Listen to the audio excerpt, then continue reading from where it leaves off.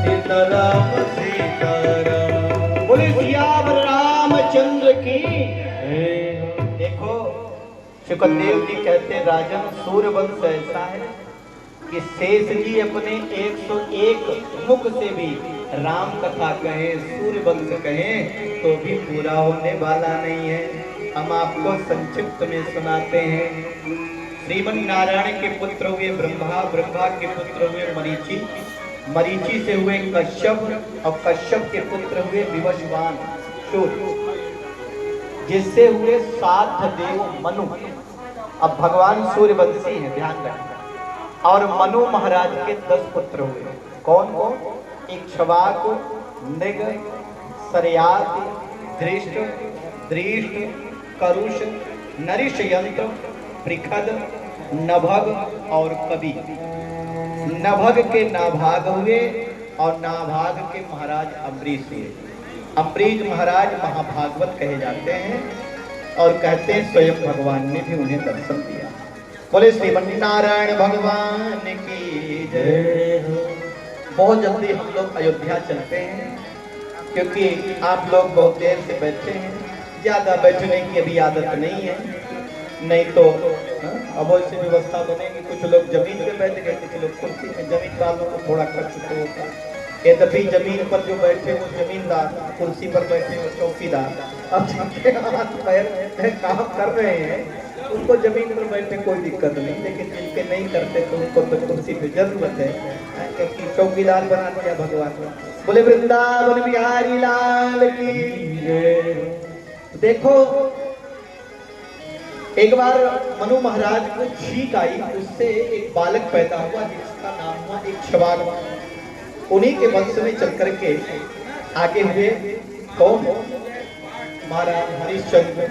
हरिश्चंद्र का नाम सुना ना? हरिश्चंद्र दानी के सुन लो कहानी, काशी में जाके बिके तीनों प्राणी। हरिश्चंद्र दानी के सुन लो कहानी, काशी में जाके बिके तीनों। बड़ी कथा अगर सुनाना शुरू करें तो केवल हरिश्चंद्र की कथा ही नहीं पूरी होगी, लेकिन आज हम तो राम का कन्हैया का दोनों जन्म लेंगे, इसलिए हम लोग केवल उनको याद करने वाले। देखो हरिश्चंद्र हुए, उन्हीं के वंश में आगे चल करके महाराज सगर हुए, सगर से असमंजस हुए, असमंजस से अंशुमान हुए, अंशुमान के पुत्र हुए दिलीप और दिलीप के पुत्र हुए भगीरथ, जिन्होंने गंगा जी को इस धरती पर लाया। इसलिए गंगा मैया का एक नाम है भागीरथी। बोले भागीरथी मैया की जय। बोले गंगा मैया की जय। हजारों हजार किलोमीटर व्यक्ति दूर क्यों न हो, अब केवल गंगा मैया का नाम ले ले तो भी मन पवित्र हो जाता है। नमामि नमामि मां गंगे नमामि, नमामि नमामि मां गंगे नमामि। हर हर गंगे नमामि गंगे, हर हर गंगे नमामि गंगे, हर हर गंगे नमामि गंगे, हर हर गंगे नमामि गंगे। नमामि नमामि मां गंगे नमामि, नमामि नमामि मां गंगे नमामि, नमामि नमामि मां गंगे नमामि, नमामि नमामि मां गंगे नमामि। गंगा मैया की महिमा अपार है।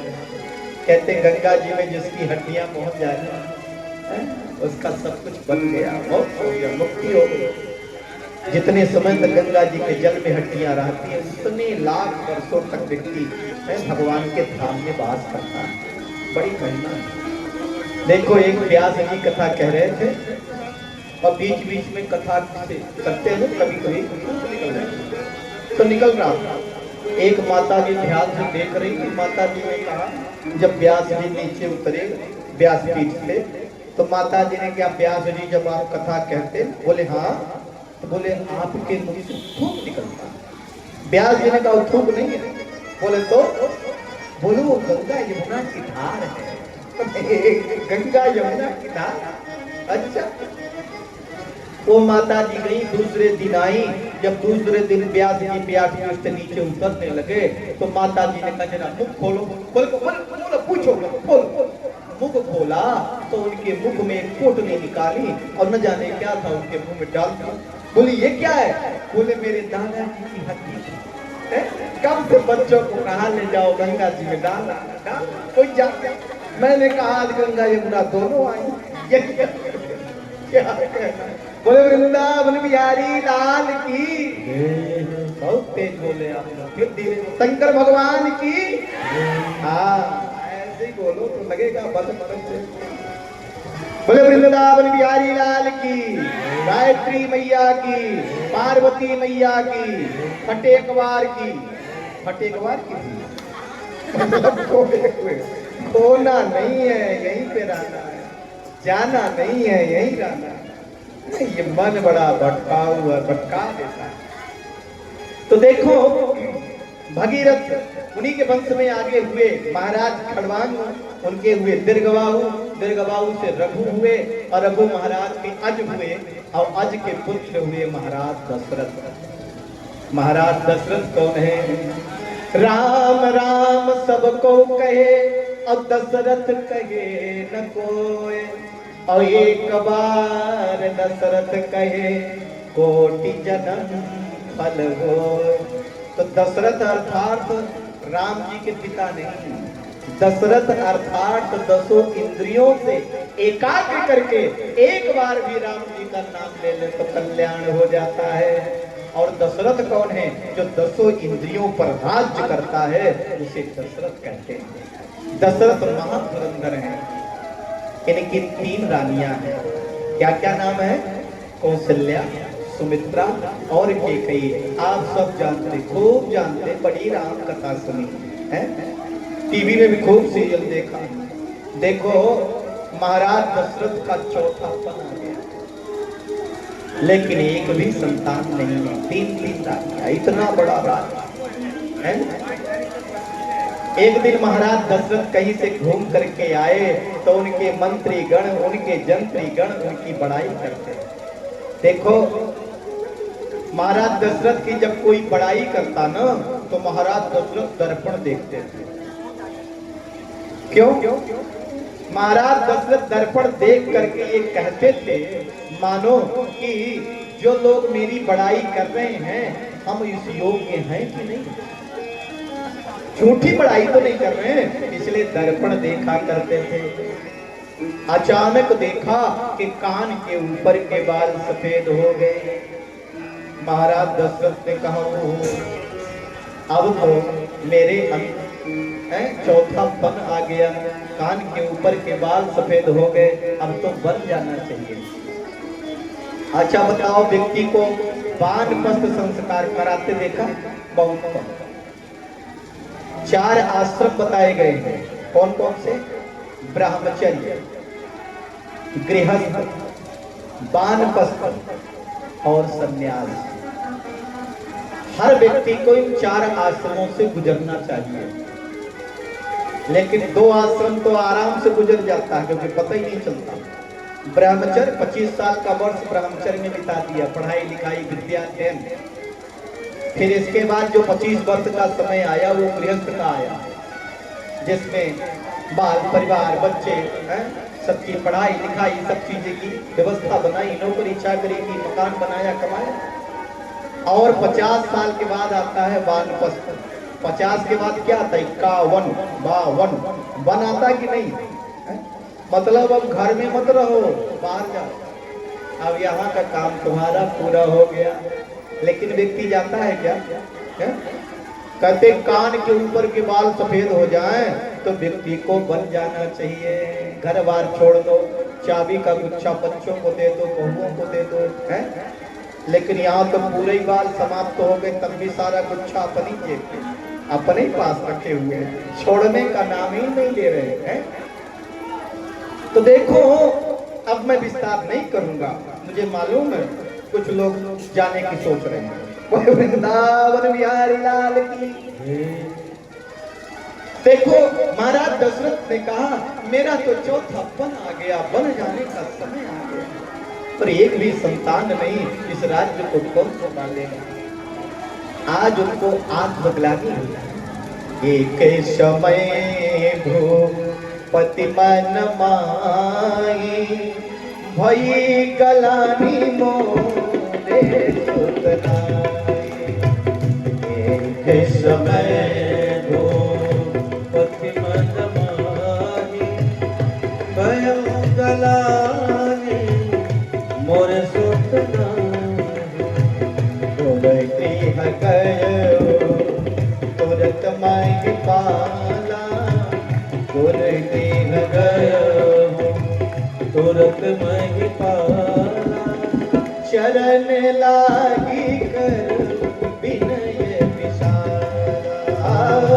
चरण लागी करे विनय विशाला। निज दुख सुखी सब गुरहि सुनाय। निज दुख सुख सब गुरु ही सुनाया। कही वशिष्ठ बहु विधि समझाय। कही वशिष्ठ बहु विधि समझाय। देखो, अगर आपके जीवन में कोई दुख आवे तो अड़ोसी पड़ोसी से, देवरानी जेठानी से कहने की जरूरत नहीं है। क्या करें? या तो भगवान के सामने जाना, खूब रो लेना, और या तो गुरु की शरण में जाओ, क्योंकि तुम्हारे सामने तो नकली आंसू बहाएंगे, और जब तुम चल जाओगे तो कहेंगे अच्छा हुआ, इसके साथ ऐसे ही होना चाहिए। महाराज दशरथ गुरुदेव के चरणों में गिर गए। वशिष्ठ जी ने कहा, राजन, मैं सूर्य वंश का पुरोहित इसलिए बना था कि एक दिन भगवान इस कुल में अवतरित होंगे, और शायद ये समय आ गया है। बोले वृंदावन बिहारी लाल की जय हो। ये समय आ गया।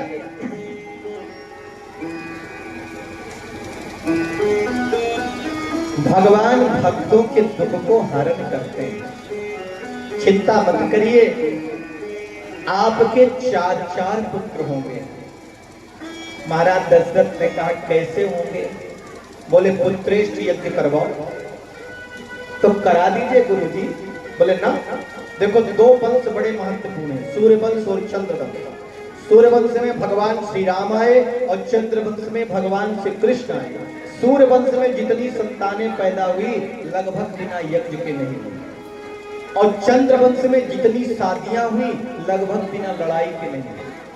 अब भगवान कृष्ण के विवाह में देख लीजिए, रुक्मिणी का विवाह हुआ तो लड़ाई हुई है, उनके पोते बेटे का विवाह हुआ प्रद्युम्न का तो लड़ाई हुई, पोते का विवाह हुआ तो लड़ाई हुई। अब आगे कथा देखना, लड़ाई हुई।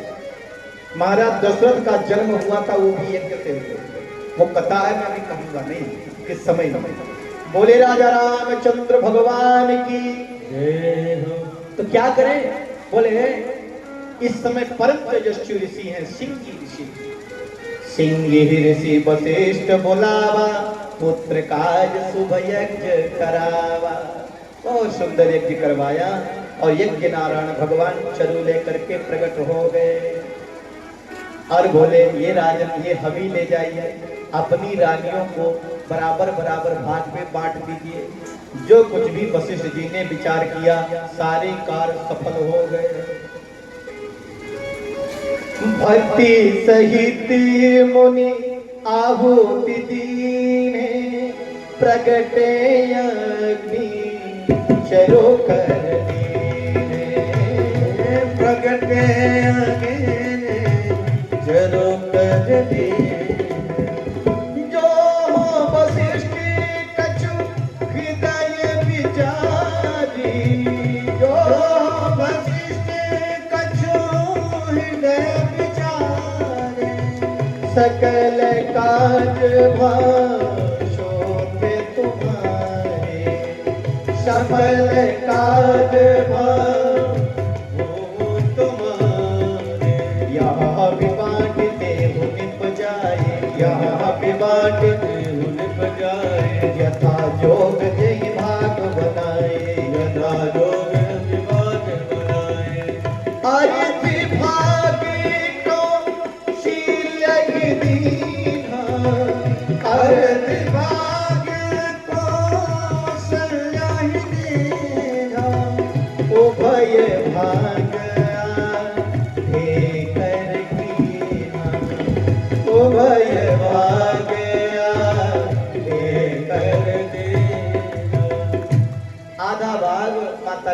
कौशल्या को दिया, फिर आधे के 2 भाग किए, एक भाग माता सुमित्रा के लिए और एक भाग माता केकई।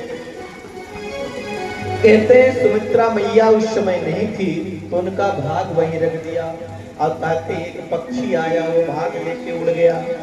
अंजन वन में अंजना माता ऐसे भगवान के सामने वंदना कर रही थी, वो पक्षी भूलने का प्रयास किया, वो भाग अंजना माता के हाथ में आ गया, और उस चरु को अंजना माता भगवान का प्रसाद समझ के खा गई, और जैसे खा गई खुद गर्भणी हो गई, और देखो उससे हनुमान जी का जन्म हो गया। बोले हनुमान जी महाराज की जय हो। अब सुमित्रा माता आई, उन्होंने कहा मेरा भाग तो है, तुम दोनों दीदियां पुत्रवती बनोगे, हम तो वैसे ही रहेंगे। कौशल्या माता ने कहा भी मैंने पाया नहीं, केकई ने कहा मैंने भी नहीं पाया, तो दोनों ने थोड़ा थोड़ा दिया, 2 बार दिया। सुमित्रा ने कहा देखो मेरी दीदियां कितनी अच्छी, मेरा कितना सम्मान कर रही, अगर मेरे 2 पुत्र हुए, एक पुत्र मैं कौशल्या के पुत्र की सेवा में लगा दूंगी और एक पुत्र मैं केकई के पुत्र की सेवा में लगा दूंगी। माता सुमित्रा के 2 पुत्र हुए, लक्ष्मण और शत्रुघ्न, एक ने राम जी की सेवा की और एक ने भरत जी की सेवा की। तीनों रानियां गर्भणी हो गई। जा दिन ते हरि गर्भइयाए, सकल लोक सुख संपत्ति छाए, सकल लोक सुख संपत्ति छाए। आजा दिन ते हरि गर्भइयाए, जा दिन ते हरि गर्भइयाए, सकल लोक सुख संपत्ति छाए, सकल लोक सुख संपत्ति छाए। देखो चारों तरफ खुशियां ही खुशियां हैं। योग लग्न ग्रह बार तिथि सकल भय अनुकूल, चरु अरु अचर हर्ष युक्त राम जन्म सुख मोल। योग लग्न ग्रह बार तिथि सब अनुकूल हो गए।